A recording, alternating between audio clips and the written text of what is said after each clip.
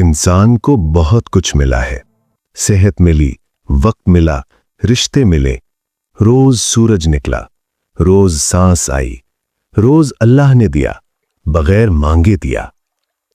مگر ایک چیز نہیں ملی، اور اس ایک چیز نے سب کچھ دھندلا کر دیا۔ وہ صحت بھول گئی، وہ وقت بھول گیا، وہ رشتے بھول گئے، اللہ کی ہزاروں نعمتیں ایک گلے نے ڈھک لیں۔ یہ صرف ہماری کہانی نہیں، یہ اس گمراہی کی شروعات ہے جس کا نام قرآن نے رکھا غوا۔ سورۃ الاعراف میں اللہ نے 3 گمراہیوں کا ذکر کیا: ضلّہ، راستہ بھول جانا، غفلت، اللہ سے بے پرواہ ہو جانا، اور غوا، یہ ان سب کی جڑ ہے۔ غوا وہ گمراہی ہے جو ناشکری سے شروع ہوتی ہے، جب انسان اللہ کی نعمتوں کو دیکھنا بند کر دے، جب اللہ سے گلہ شروع ہو جائے، جب شکایتیں اللہ کی تعظیم سے بڑی ہو جائیں۔ انسان کبھی اس اللہ کی تعظیم نہیں کر سکتا جس سے اسے گلہ ہو، جس سے شکوہ ہو، جس سے شکایتیں ہوں۔ اور جب تعظیم نہ رہے تو سجدہ کہاں سے آئے گا؟ سوچو شیطان کے بارے میں۔ اللہ نے اسے بنایا، ہزاروں سال عبادت کی، اللہ کے قریب تھا۔ پھر ایک حکم آیا، آدم کو سجدہ کرو، اور شیطان کے اندر ناشکری جاگی۔ میں آگ سے ہوں، وہ مٹی سے، میں بہتر ہوں، یہ حکم میری شان کے خلاف ہے۔ یہ تھی ناشکری، یہ تھا گلہ، یہ تھا غوا کا پہلا قدم۔ اور پھر شیطان نے کہا، فَبِمَا أَغْوَيْتَنِي، الزام اللہ پر لگایا، اپنی ناشکری نہیں دیکھی، اپنا گلہ نہیں دیکھا۔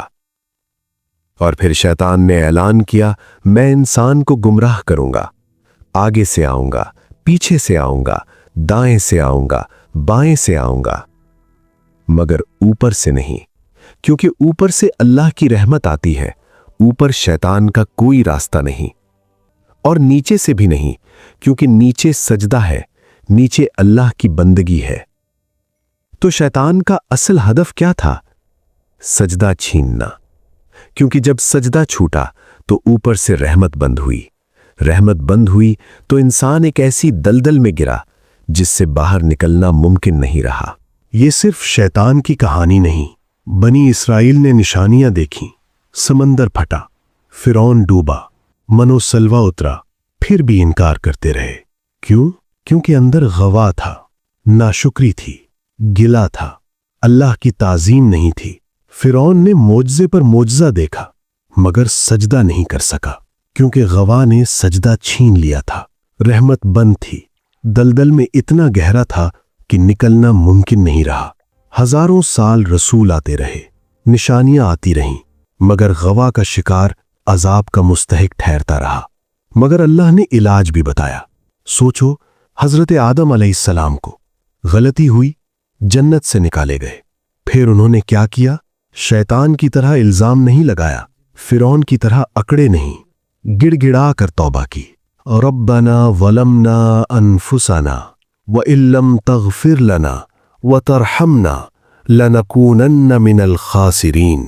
اے ہمارے رب، ہم نے اپنے آپ پر ظلم کیا، تو معاف نہ کرے تو ہم تباہ ہیں۔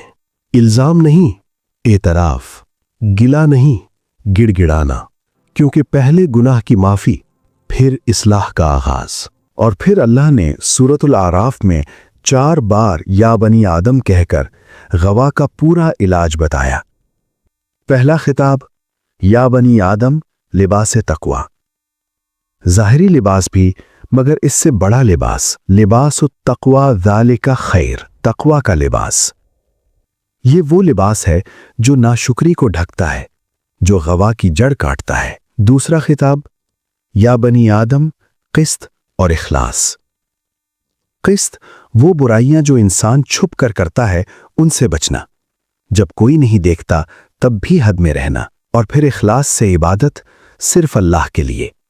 جب اخلاص ہو تب تعظیم آتی ہے، تب سجدہ آتا ہے۔ تیسرا خطاب، یا بنی آدم اور اسراف سے ممانعت۔ اللہ نے گناہ کے 3 درجے بتائے۔ پہلا، فاحش و بخل، नेकी से रुक जाना।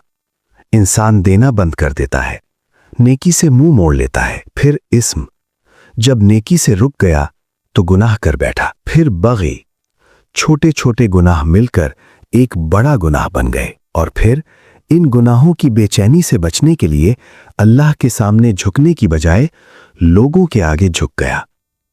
शिर्क किया, अल्लाह के बारे में झूठी बातें मंसूब की, एक पूरा शिरकी कल्चर बना दिया। ये है गवा का आखिरी अंजाम, जब सजदा बिल्कुल छूट जाता है। चौथा खिताब, या बनी आदम, अंबिया की इत्तिबा।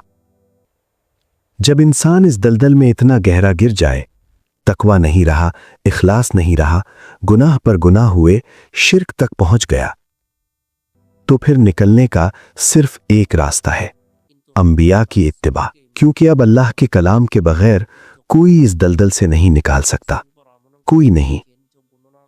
ना अक्ल, ना फलसफा, ना दुनिया का कोई निजाम, सिर्फ अल्लाह का कलाम, सिर्फ अंबिया की राह।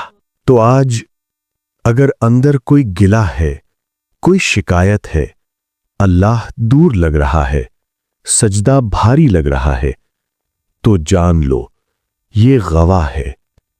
शैतान ने आगे पीछे दाएं बाएं से घेरा है, ऊपर से रहमत बंद करवाने के लिए, नीचे से सजदा छीनने के लिए। मगर इलाज अभी भी है, गिड़गिड़ा कर तौबा करो जैसे हजरत आदम ने की। फिर तकवा पहनो, फिर छुपी बुराइयों से बचो, इखलास से इबादत करो, फिर गुनाह की जंजीर तोड़ो, फिर अंबिया की राह पर आओ। अल्लाह ने या बनी आदम कहकर बुलाया, यानी तुम्हें भी बुलाया। सजदा करो, रहमत का दरवाजा खुल जाएगा। गवा की दलदल से अल्लाह के कलाम के बगैर कोई नहीं निकाल सकता, मगर अल्लाह का कलाम निकाल सकता है। वमन यातसिम बिल्लाहि फ़क़द हुदिया इला सिरातिम मुस्तकीम। और जो अल्लाह को थाम ले वो सीधे रास्ते पर आ जाता है। आमीन।